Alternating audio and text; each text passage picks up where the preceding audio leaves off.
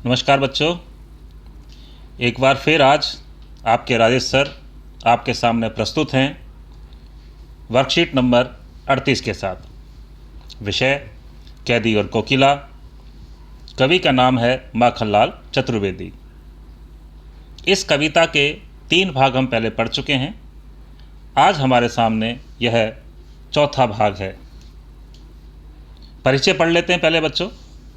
पिछले कार्यपत्रकों में हमने जाना कि कवि माखनलाल चतुर्वेदी ने कैदी और कोकिला कविता में जेल में बंद एक स्वतंत्रता सेनानी के साथ साथ एक कोयल का भी वर्णन किया है।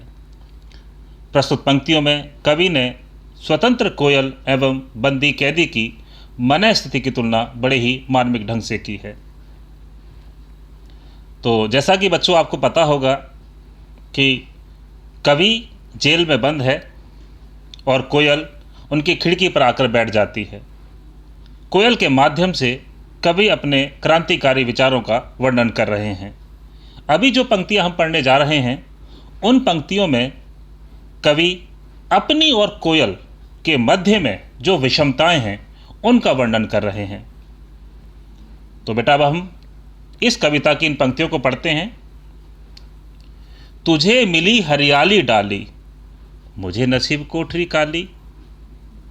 कवि कोयल के माध्यम से कहते हैं कि हे कोयल, तू यहाँ मेरे पास क्यों आई है? अरे तेरे पास तो हरियाली डाली है, पेड़ है, पेड़ की किसी भी डाली पर बैठने के लिए तू स्वतंत्र है। मेरा नसीब देख, मैं तो इस काल कोठरी में बंद हूँ। इस कोठरी में बंद हूँ जिसकी सारी दीवारें काले रंग से पुती हुई हैं। तेरा नभ भर में संचार, मेरा 10 फुट का संसार। तू तो पूरे नभ में, आकाश में कहीं भी ऊंची उड़ान भरने के लिए स्वतंत्र है, पर मुझे देख, मेरा केवल यही छोटा सा संसार है जो 10 फुट का ये कमरा है। तेरे गीत कहावे वाह, रोना भी है मुझे गुनाह। और जैसे ही तेरे मुख विवर से गाने की मीठी आवाज़ निकलती है, लोगों के मुंह से वाह वाह की आवाज़ें आती हैं। और मुझे देख, मैं रोता हूँ तो रोने भी नहीं दिया जाता, वह भी गुनाह माना जाता है। देख विषमता तेरी मेरी, बजा रही तिस्परण भेरी। हे काली कोयल, तू अपनी विषमता और मेरी विषमता देख। तुझ में और मुझ में कितना अंतर है। तू स्वतंत्र है और मैं जेल में बंद हूं। उसके बावजूद भी तू विद्रोह के स्वर बो रही है, युद्ध की रणभेरी बजा रही है। क्यों? आखिर क्या बात है? कोयल बता तो सही कम से कम। इस हुक्कृति पर, तेरे इस विद्रोह पर, तेरी इस विद्रोह की आग पर अपने कीर्ति से कहो क्या कर दूं? कोयल बता। मैं अपनी इस कलम से, अपनी इन रचनाओं से और इस देश के लिए और क्या क्रांतिकारी कुछ लिख दूं, ऐसा क्या कर दूं कि लोगों में विद्रोह की भावना जाग जाए और देश स्वतंत्रता की ओर बढ़ जाए। कोकिल बोलो तो। मोहन के व्रत पर, यहाँ मोहन शब्द महात्मा गांधी जी के लिए आया है, जिन्होंने व्रत लिया है कि वे देश को आज़ाद करवाएंगे, स्वतंत्र करवाएंगे। तो कवि कहना चाहते हैं कि मोहन के व्रत पर प्राणों का आसव किस में भर दूं? हे कोयल, तू बता। जिस स्वतंत्रता की शुरुआत महात्मा गांधी जी ने की है, मैं किस प्रकार से अपने प्राण उस पर न्यौछावर कर दूं? कोयल बोलो तो। इस प्रकार आपके सामने बच्चों मैंने कविता का भाव रखा है। अब हम इस कविता से संबंधित, इस कार्यपत्र से संबंधित प्रश्नों के उत्तरों पर भी चर्चा कर लेते हैं। पहला प्रश्न आपके सामने है, प्रस्तुत पंक्तियों में कवि को कोयल से ईर्ष्या क्यों हो रही है? कवि को कोयल से ईर्ष्या हो रही है क्योंकि कोयल पूरी तरह स्वतंत्र है।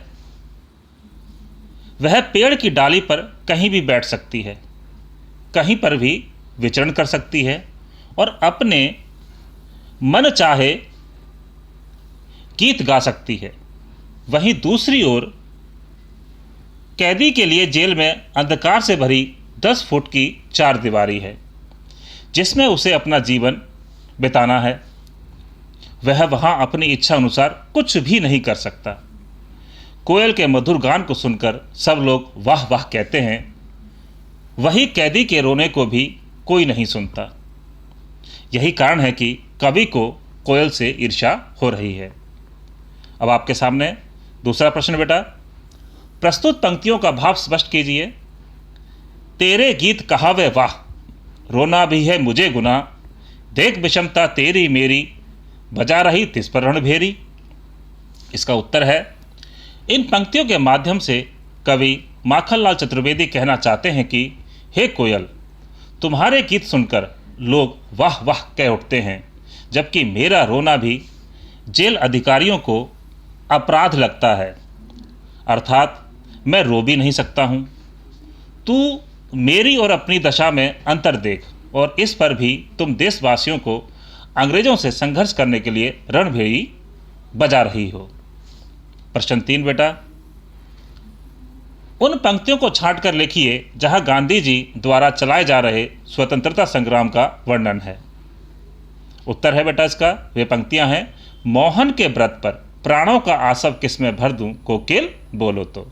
इन पंक्तियों के माध्यम से कवि कहना चाह रहे हैं कि जिस स्वतंत्रता संग्राम की नींव गांधी जी ने रखी है, मैं उस स्वतंत्रता संग्राम पर अपने प्राण किस प्रकार न्यौछावर कर दूं, कोयल बोलो तो। अगला प्रश्न है बेटा, चौथा प्रश्न।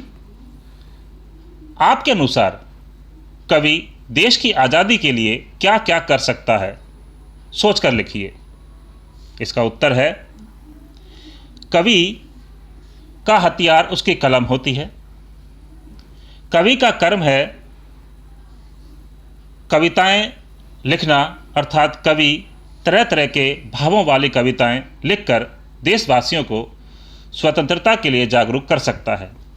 देशवासियों में स्वतंत्रता की अभिलाषा एवं प्रेम पैदा करने के लिए अपनी लेखनी चला सकता है। लोगों में साहस, त्याग, उत्सर्ग जैसे मानवीय मूल्य पैदा करने वाली कविताएं लिखकर कवि देश की स्वतंत्रता में अपना अमूल्य योगदान दे सकता है। इसी के साथ बेटा धन्यवाद। आज की वर्कशीट यहीं समाप्त होती है। कोशिश करें बेटा अधिक से अधिक बच्चे इस वीडियो को शेयर करें, लाइक करें और सब्सक्राइब करें। धन्यवाद बेटा।